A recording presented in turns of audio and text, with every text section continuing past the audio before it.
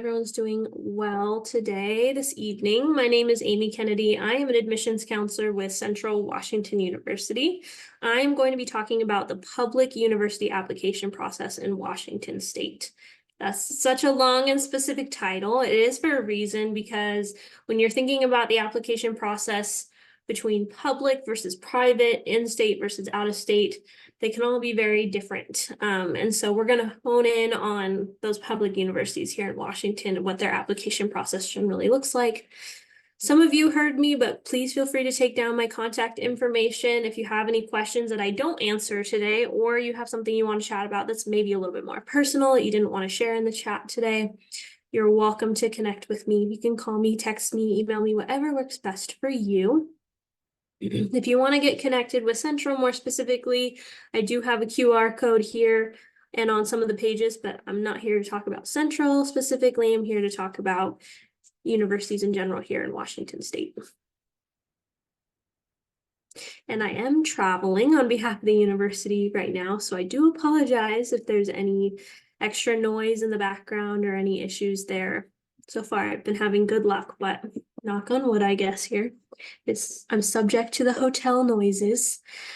All right, so introduction here. I'm going to talk about what an admissions counselor is. I'm also going to talk about what a college and career counselor is at a high school and what the difference between these are. I think these are really important things to know, because your admissions counselor is your face of the university, your gatekeeper to the application process. We're the ones reviewing the application. And so it's really nice to have us as a resource and know what we do and connect with us.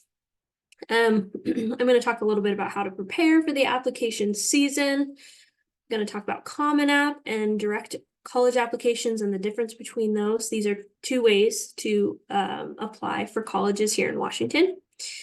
What are the next steps after you finish your application? Oh yeah, and I'm also going to be talking about what colleges are looking for. This is a big one as well. Feel free to leave any questions in the chat. I'm mostly going to look at those at the end, but if they apply to what I'm currently talking about, I will possibly answer that question as we go along. So first off, what is an admissions counselor? Like I said, we are the university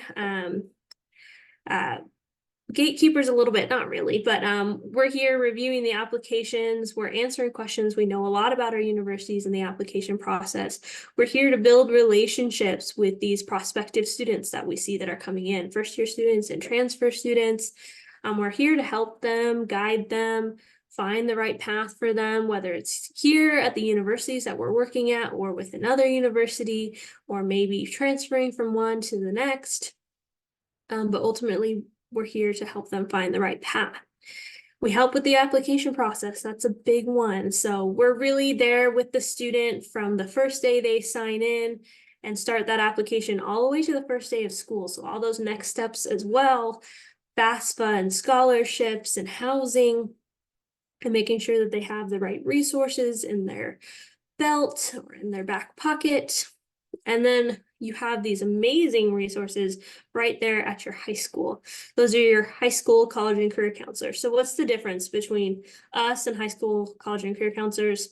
Well, your career counselor at your high school, they help with a ton of things, and they're right there on campus. They're going to have a good overview of all the different options. They're going to help with FAFSA. They're going to help with college and career options, creating graduation plans, supporting students with their high school and beyond plans, working on college applications and essays, and so much more. When do you connect with an admissions counselor versus a high school, college, and career counselor? I say that's really once you get into the specifics. So if you have questions that are specific for Central or specific for UW or specific for Wazoo, that's when you might want to connect with that admissions counselor, because we know the answer and we probably can give you a ton of extra tips as well and create a relationship with you. We're going to be reviewing your application, so you might as well get to know us, because we really do want to help you with that process. Okay, so preparing for application season. This is mostly before senior year. So first off, I'll describe kind of what the timeline looks like. I didn't put this in the presentation, but I got a lot of questions about it in the last presentation. For seniors, generally summer and early fall, or fall to early winter, is when students are doing the application during their senior year. And then winter time is when FAFSA opens up. So that's where students spend time doing FAFSA and maybe some last minute scholarships. And then it moves into confirming with the school around May, and starting the housing process and narrowing down all the next steps for their college choices. But before that, junior year or before, this is when you're really gonna, in my opinion, it's a great time to start narrowing down those choices. I think it's hard for students to apply to 10, 15, 20. That's a huge number. That's way too many applications to do. So junior year is a great time to start narrowing down the choices for universities that you're interested in. Connect with your admissions counselor, connect with your high school, college and career counselor. Look for events such as app workshops and fairs and tours, and get yourself on campus. Junior year is also a great time to start getting letters of recommendation. This is a good thing you can do before the bulk of the application season starts. So a lot of colleges ask for those, and you can at least get names of teachers or counselors that are willing to give you that, even if they haven't written them yet. So start looking into that process. I say 3 is a good number. A lot of colleges will ask for anywhere 2 to 4. So I think 3 is a safe number there for letters of recommendation. And really look for someone that speaks on behalf of your academic potential. So coaches are great. And bosses are great and they're wonderful and they're going to say wonderful things about you, but they don't necessarily quite know what's going on with you in the classroom setting, how you're doing on projects, what does your presentation style look like. So I really recommend connecting with teachers that you've enjoyed, connecting with even counselors that you've enjoyed, because counselors see your graduation plan. They've worked with you all 4 years. They can really speak on behalf of your academics. And then make sure you're continuing to work on that high school graduation plan. Junior year is a good time to know if you're ready and set up for the college application requirements. The big one that students need to get done are the CADRs. For Washington State Public Schools, we require that you complete what's called CADRs or CADRs. This is your 4 years of math, 4 years of English, 3 years of science, 3 years of a social science. This could be your history, government, civics, psychology, 2 years of a language, and 1 year of art. Now, this is not the same for private. Just want to note that, but this is for public universities in Washington State. A couple of areas that students tend to get tripped up on, one being 4 years of math. So we really want to see Algebra 2 and then 1 year beyond Algebra 2. A lot of colleges also really like to see that you've pushed yourself. So let's say you've done Algebra 2 your sophomore year because you're really ahead of the game. And then junior year, you did a statistics class or a pre-calc. If you still have some space your senior year, a lot of colleges still like to see that you're pushing yourself and doing math every year in high school. Also, another spot that tends to trick people here is 2 years of a language. It needs to be 2 years of a consecutive language. So an example of that would be Spanish 1 and Spanish 2. Maybe Spanish 3 if you want to do really good. But Spanish 1 and Spanish 2, or ASL 1, ASL 2. If you did ASL 1 and then Spanish 1, that's not going to count. It's only going to count for 1 year of language. So we really don't like to see that you've missed any more than 3 at the absolute most. That tends to be a cutoff for most colleges. But we really want to see that you've completed all of these CADRs. And these CADRs are not the same as your high school graduation requirements. High schools don't require this many courses to graduate high school. And so generally you need to take 1 extra of each subject area. That's a good rule of thumb. Keep your grades up also is a next tip. I have, and I know that sounds funny and kind of self-explanatory, but I'll talk about how important GPA is to college admissions counselors. Okay, so right now we're going to talk about the 2 different ways that students can apply to colleges. So there's 2 different resources. That's Common App is one, The other resource is applying directly to a college's website. I don't recommend doing both. I recommend picking one or the other. Definitely make sure you're keeping track. Let's say you apply to Common App or to Central on Common App. I wouldn't recommend applying again on our website. So oftentimes that can actually cause some tech issues there with your application if you're submitting too many things. And also that's a lot of time. So just make sure you're keeping track of the colleges you've applied to. I'm going to talk about the positives and negatives to Common App versus applying directly to college applications and the positive and negatives there. I think Common App is a wonderful tool. A lot of colleges are on there now. It's very popular. It becomes a really good resource for keeping track of all your applications. So I tend to suggest Common App for students that are going to apply for maybe 3, 4, 5 plus colleges.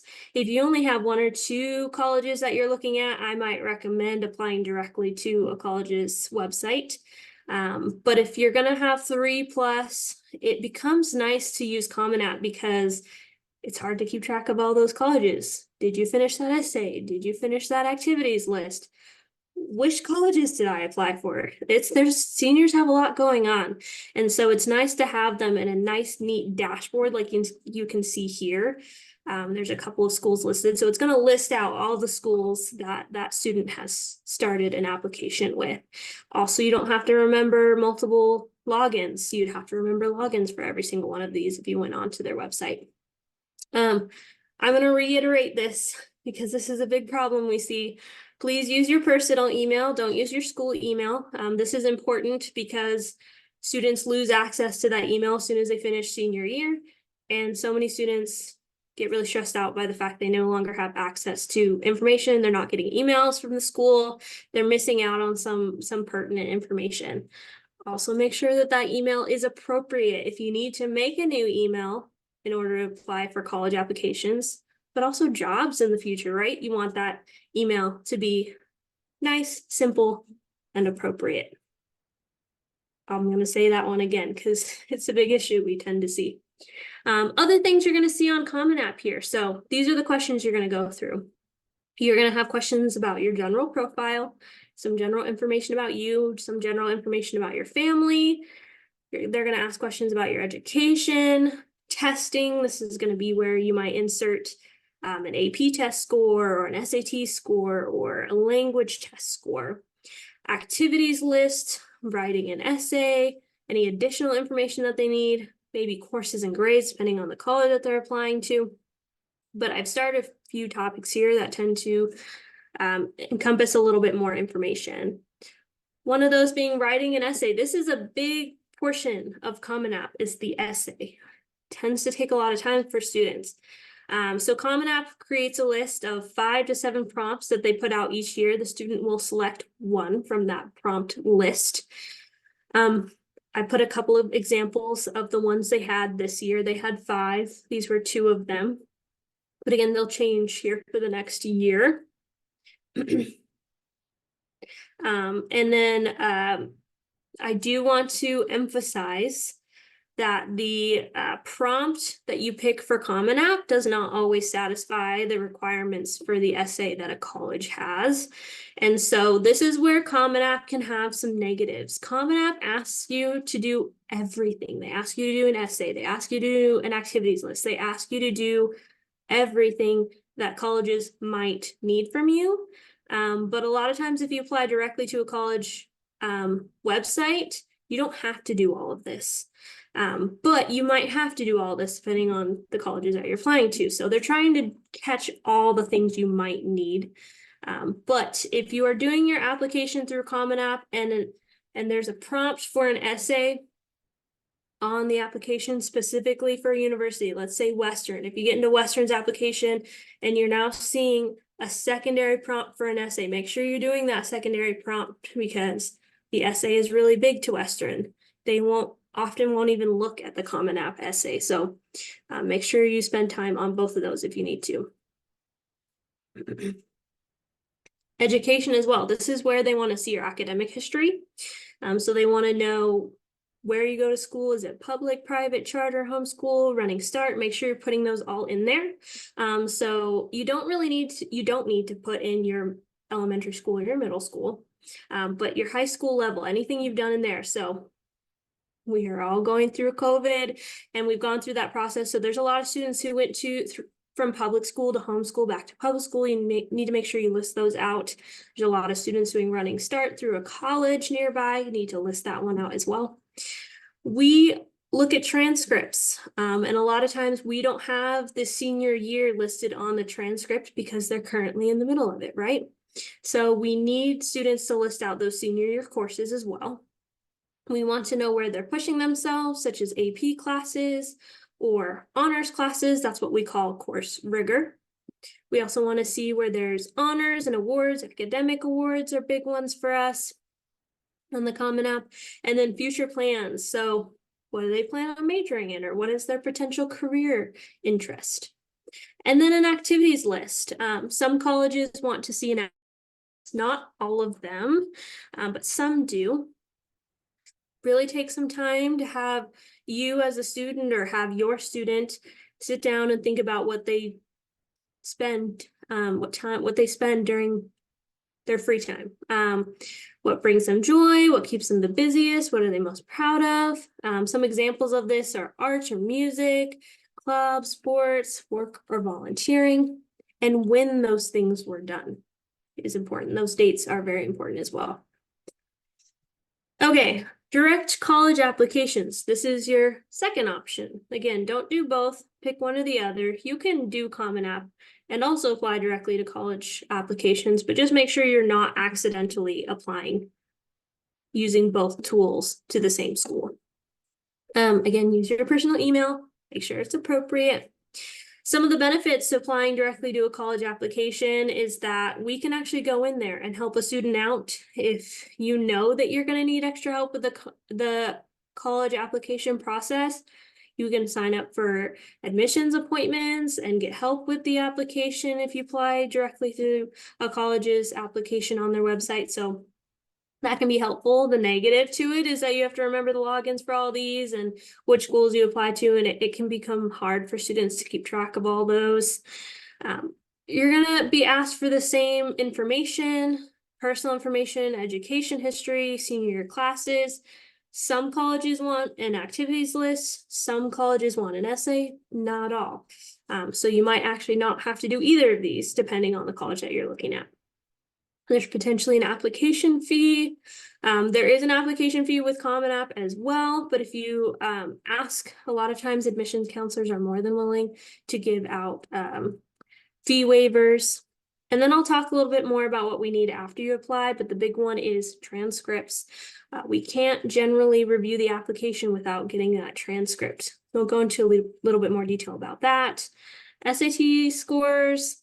For the most part in Washington with public schools, these are either optional or they don't want them at all.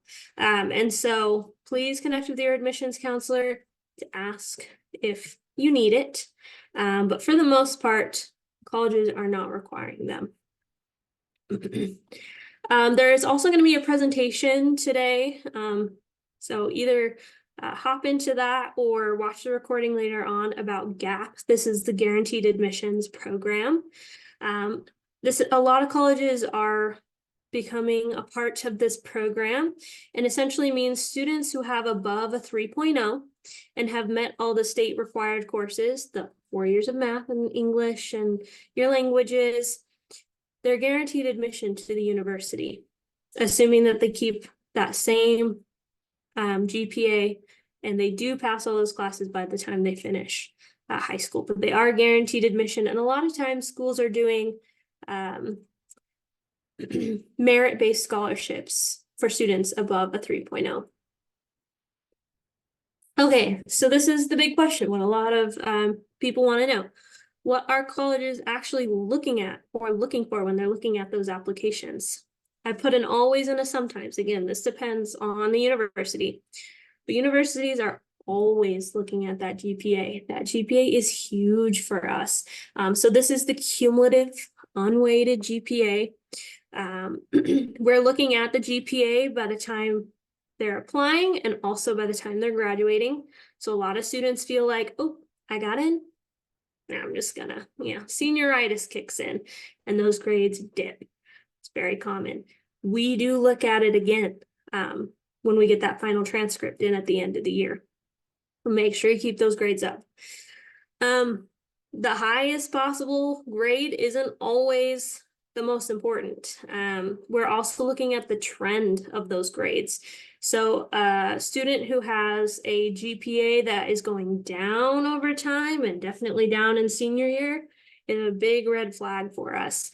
If it's going up over time, maybe it didn't start out great or there was a bad year in there, but junior, senior year seem to be going up. That looks great to us. It doesn't mean that it needs to be the highest GPA.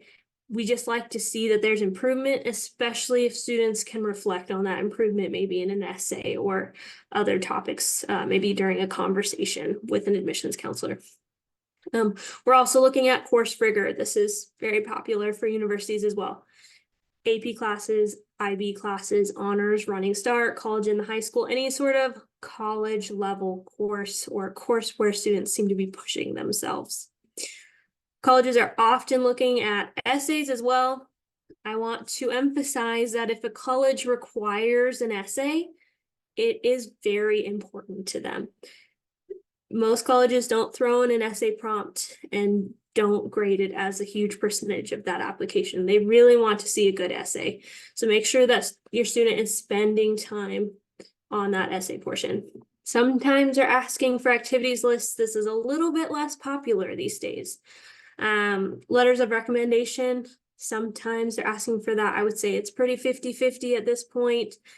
And then again, your SAT scores, those are for the most part either not required or they don't even want them. So just make sure you're asking when you're coming to those. Make sure that when you're done with your applications that you're sending in those transcripts. Most of the time, we can't even review the application at all. Just because a student hit submit doesn't mean we can look at it. Most of the time, we need those transcripts in order to make a decision. So I really recommend that students get a transcript in as soon as they're done with an application.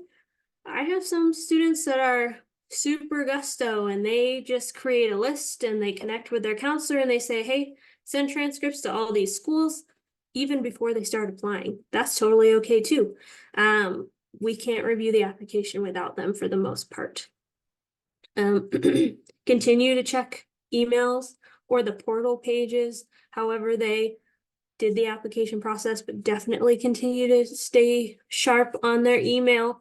This is where we're going to say, hey, we actually need an essay, or hey, you missed some information here, or whatever it may be. And it's really hard if a student misses out on those emails. This isn't specifically about the application, but it's a good thing to do once application season slows down. Start completing the FAFSA. That's a big thing that families can do there in the winter. And then apply for scholarships. Scholarships tend to close out towards the spring, so make sure you're looking at those and getting those last minute scholarships in, but I really recommend looking at scholarships junior year as well. All right, that is all I have for you all. Again, my contact information is there. You're more than welcome to write that down if you have questions for me that you don't want to share here, I don't get to. I have about 5 minutes here. I'm gonna look at some questions that are in here.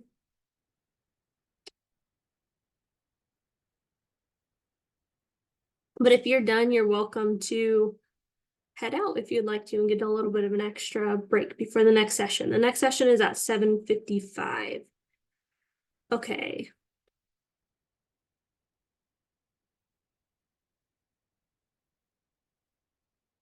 That's a good question about Innovation Lab High School. I'm very familiar with that school. I do attend sessions at that high school because that is where I'm located, is right near that high school.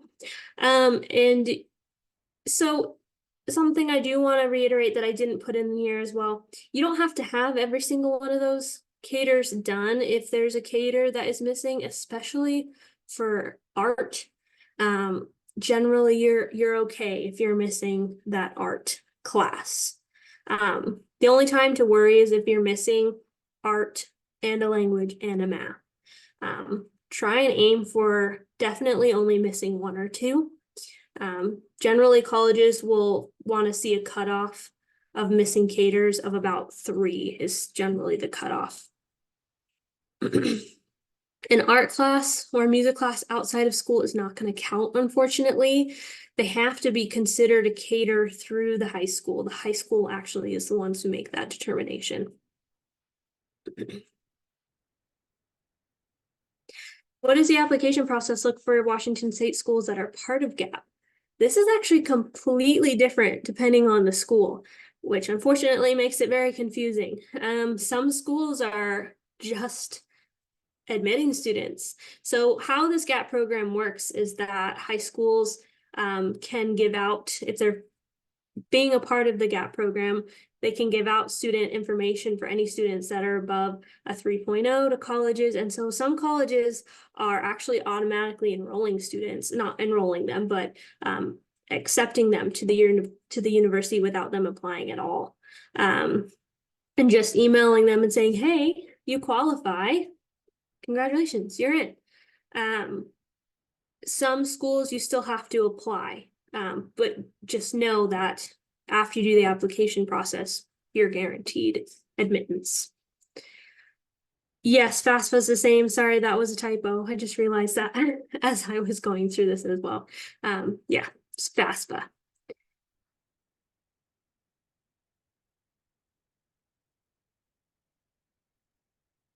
And then there is FAFSA or WASPA. Those are 2 different things, but for the most part, most people are doing the FAFSA financial aid application. Can we have a couple more minutes here? You're welcome to head out or you're welcome to ask questions if you would like.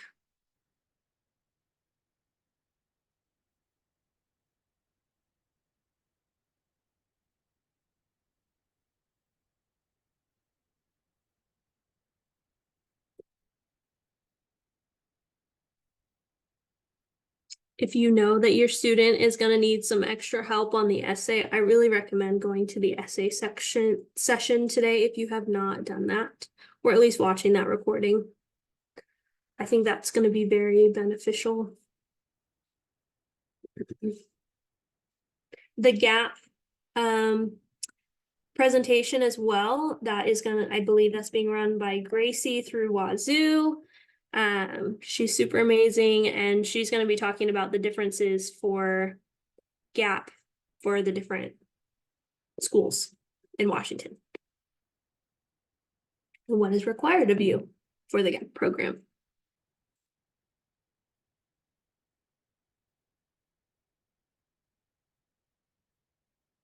I'm gonna hang out here for another minute and I'll be heading over to my 3rd session soon. Hopefully I still have a voice by the end of that.